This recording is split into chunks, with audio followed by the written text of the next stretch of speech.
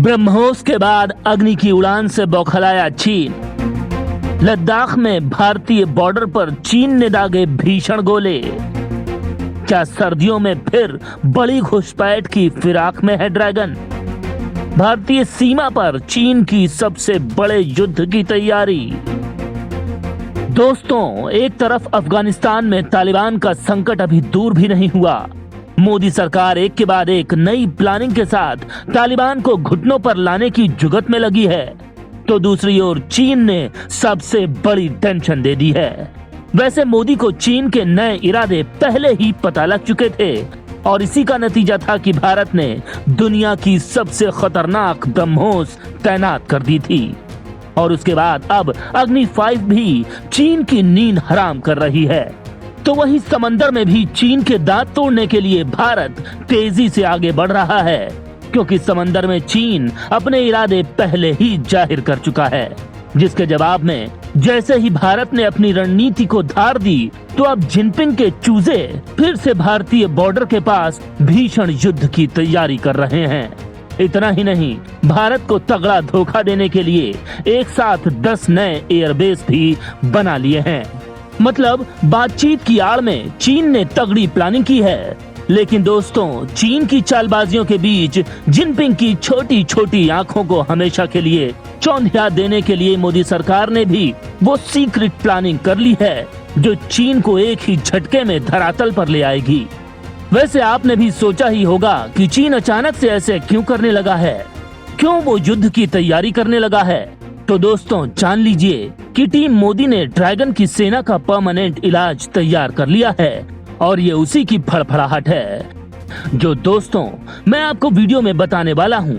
लेकिन उससे पहले आप ये जान लीजिए कि चीन आखिर कर क्या रहा है और वो रात में क्यों भारत की ओर भयंकर गोले दाग रहा है।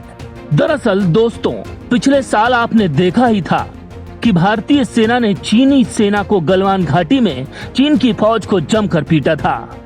मार का नतीजा ये रहा कि आज तक चीनी फौज के कमांडर गलवान में आने से भी कांपते हैं। भारत की रणनीति को देखकर उन्होंने तिब्बती लड़ाकों को भी इकट्ठा किया, नेपाली गोरखाओं की टीम भी तैयार करने की कोशिश की। लेकिन ये दोनों प्लानिंग भी कारगर साबित नहीं हुई, क्योंकि तिब्बती लड़ाके खुद चीन से नफरत करते हैं। वो दलाई लामा को अपना गुरु मानते हैं, तो दूसरी ओर नेपाली गोरखा भी चीनी फौज के साथ देने से मना कर चुके हैं। लिहाजा उसने खुद ही अपनी फौज को उतार दिया है। लेकिन उसके कागजी शेर लद्दाख की ठंड को बर्दाश्त ही नहीं कर पाए। उनको हर दिन बदलना पड़ा।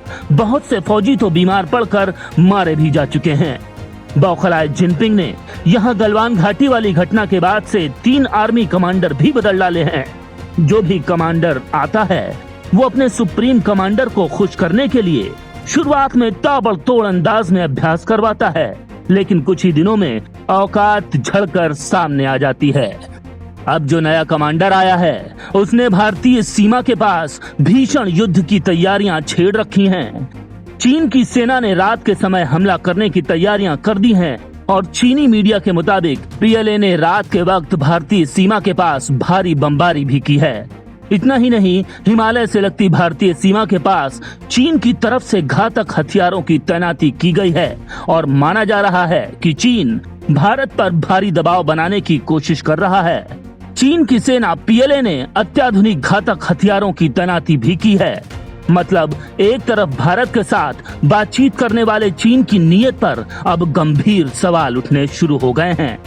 हालांकि यहाँ एक बात काम की है, और वो ये कि भारतीय सेना रात हो या दिन इन पहाड़ी इलाकों में दुनिया की सबसे मजबूत सेना मानी जाती है। वो किसी भी वक्त हरदम तैयार रहती है। लेकिन एक्सपर्ट्स कह रहे हैं कि चीन की सेना रात के समय युद्ध लड़ने में सक्षम ही नहीं है। अगर रात के वक्त उनका भारतीय सेना से पाला पड़ भी गया, तो उनकी हार तय मानिए, खासकर हिमालय की बेहद खतरनाक परिस्थितियों में। बस यही कारण है कि चीन अपने सैनिकों को घातक हथियारों के साथ रात के वक्त लड़ने की ट्रेनिंग दे रहा है। चीनी फौजी फिलहाल 5000 मीटर की हाइट पर युद्ध अभ्यास कर रहे हैं। उनकी मैकेनाइज्ड फोर्स बर्फीले ऊंचे इलाकों को बिना रोशनी के पार कर रही है और रात के समय लाइव फायर मशीन गन अभ्यास कर रही है। इतना ही नहीं, यहाँ स्वचालित 122 millimetre multiple system rocket launcher को भी डिप्लॉय किया गया है। साथ ही अपने अटैक हेलीकॉप्टर्स और टाइप 15 लाइट टैंक को भी इस दौरान काम में लिया गया है। ये लाइव फायर ड्रिल तिब्बती पठार पर की गई है।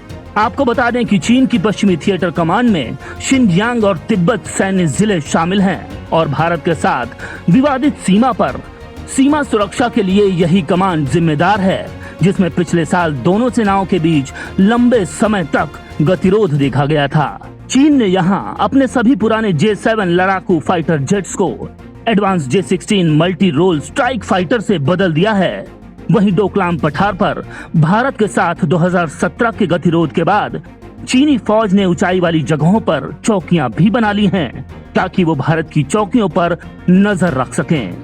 इतना ही नहीं दोस्तों, चीन एक बार फिर से भारत को धोखा देने की फिराक में है। इसके लिए उसने अक्साई चीन से लेकर अरुणाचल प्रदेश तक अपनी वायुसेना के लिए 10 नए एयरबेस बना लिए हैं।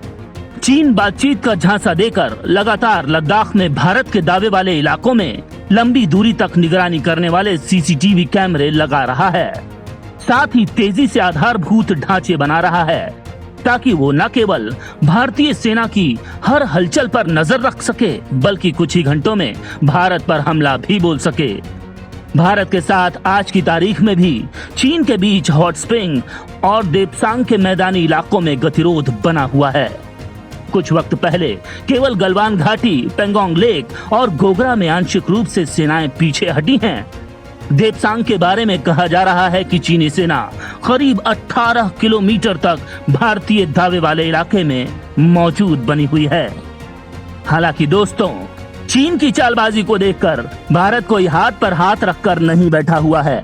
भारत ने चीन से लगती सीमा पर न केवल अपने कई एयरबेस एक्टिवेट कर दिए हैं, बल्कि इलाकों में रफाल से लेकर मिराज 2000 को भी तैनात कर दिया गया है। भारत का multi role fighter jet Sukhoi 30 MKI पहले से ही अपने जलवे दिखा रहा है, तो चीन की चाल को देखते हुए भारत लगातार चीन के साथ लगती सीमा पर अपनी रक्षा तैयारी को बदल रहा है। भारत ने चीन के बराबर तोप, सेना और युद्धक वाहन तैनात किए हैं, तो ब्रह्मोस और अग्नि मिसाइलों की लंबी चौड़ी खेप तैनात करने से चीन के होश उड़े हुए हैं। वहीं साल के आखिर तक रूसी मिसाइल डिफेंस सिस्टम S-400 भी भारत की रखवाली में तैनात हो जाएगा। तो अब अमेरिका भी भारत के साथ अपनी टॉम हॉक क्रूज मिसाइलों के साथ आ खड़ा हुआ है, क्योंकि भारत ने जापान और ऑस्ट्रेलिया के साथ समंदर में चीन की नाक में नथ पिरो दी है।